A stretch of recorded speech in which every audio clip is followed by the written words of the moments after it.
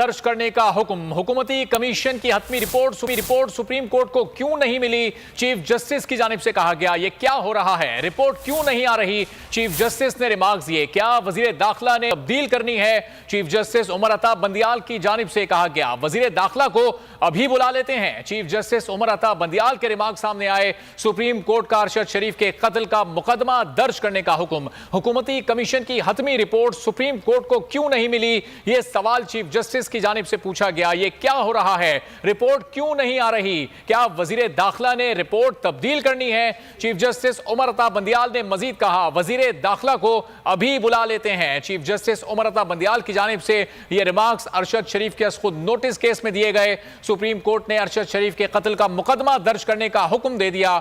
हुकूमती कमीशन की हतमी रिपोर्ट से मुताल्लिक इस्तफसार किया कि सुप्रीम कोर्ट को यह रिपोर्ट क्यों नहीं मिली। बोल न्यूज़ हेडक्वार्टर से फिल वक्त के लिए इतना ही। ब्रेक के बाद आपसे मिलेंगे हेडलाइंस के साथ। मजीद